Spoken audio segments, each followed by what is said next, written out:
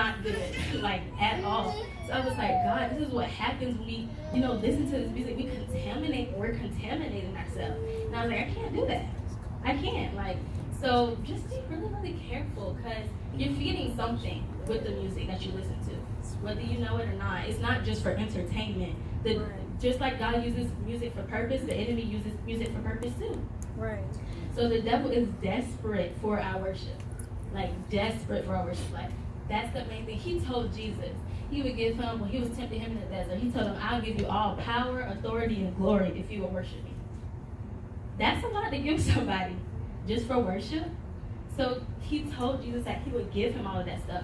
And because Jesus didn't conform and worship Satan, Jesus got all of those things that the devil was offering. That's right. Jesus has all power, authority, and glory. Yes. Because he wouldn't bow down and worship the devil. Hallelujah. So because he didn't worship him, he received power, glory, and authority, and it's transferred to us. Now we have power and authority. And then we give it back to him by worshiping him. So it's like, don't give what Jesus gave to us back to him just because you want to listen to some good songs, or just because the songs make you feel good.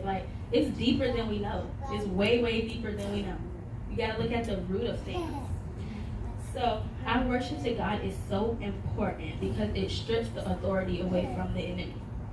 And okay, I got some really, really good revelation about this yesterday.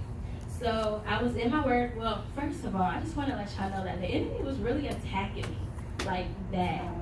2 days ago, I just had this overwhelming feeling of just sadness, and I was so emotional. I'm like, what is this, Lord?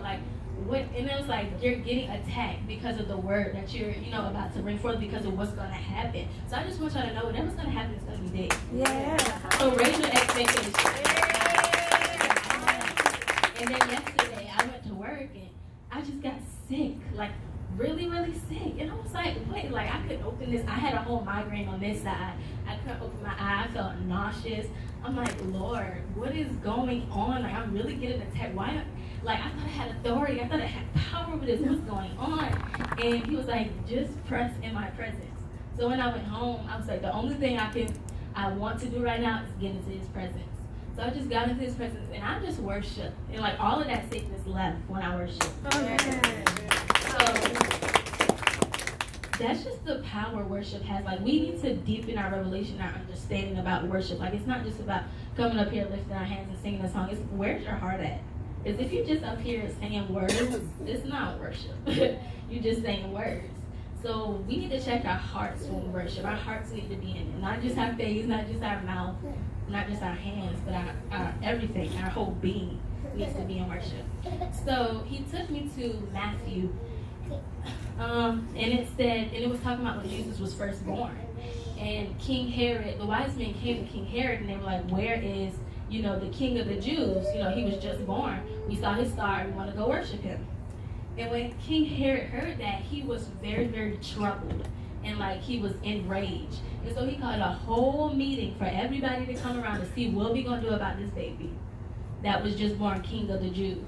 And so he told the wise men, go find him. So when you find him, come back and tell me where he is so I could go worship him too. And so they went and found Jesus, and it said that they fell on their knees and they bowed down and worshiped him. So when I was reading, I said, God, why was King Herod so scared of a baby? I was like, that was a baby. That wasn't a grown man that he was scared of. And basically, I was like, that would be like if a baby was born and somebody was to go to Donald Trump and be like, this kid is going to be the president when he grows up. Donald Trump would be like, okay, and? So I'm like, Lord, what, why was he so scared? Why was he so intimidated? And the Lord basically told me it wasn't about the baby, it was about the worship. King Herod's worship was about getting stripped away from him. And the wise men were going to go worship Jesus. So he just told me, when we worship God, the enemy's kingdom gets scattered and it gets chaotic. He called a whole meeting for the whole city to see what they were going to do about one baby. And I was like, that's so powerful. Just the impact worship has can scatter the enemy's kingdom. It can hide us, it can protect us where the enemy can't even come in just from our worship. Yes. And another thing was when the wise men saw Jesus, they bowed down and worshiped him. Yes. And the Lord told me, this is really, really good. He said, Jesus was a baby at that point. They could not have been worshiping for anything he did. at that point. Nothing. They couldn't have been worshiping him because he performed a miracle. They couldn't have been worshiping him because he casted out a demon. They literally were worshiping him for who he was at that moment. Because he was a baby. They couldn't have been worshiping him for what he did. So when we worship the God today, we're going to worship him for who he is, not what he did. Not because he paid your light bill. Like, that's good. But we're worshiping him for just who he is, not what he can do for us. Amen. So, and it's only by grace that we're going to be set free today. Only. Not by anybody's works, not because you worship super hard, but it's going to be by grace that we press in, that we get into his presence, and that we're going to be set free. So, do not work to remove sin from your life. Let the Holy Spirit do the work, and through his love and your pursuit for him. So don't work to try to, stop doing everything that you like. Yes, there's something that you have to do. There's sacrifices that you have to make. But just know it's not by your works that, you're going to be clean and you're going to be filled and all of that stuff. It's not by anything that you can do. It's just by his grace. And we can't work ourselves to death thinking that it's pleasing God, because it's not. In our reality, he wants to do what we can't do. So when we keep trying to take his place and do, what he's supposed to do, you're really hurting yourself, and you think that you're, doing a good thing for the Lord, but it's not. So I just encourage everybody, just let his grace do the work today. Let his grace clean you, cleanse you from the inside out, cleanse your hearts and your mind. So first I want to open up the doors of the church.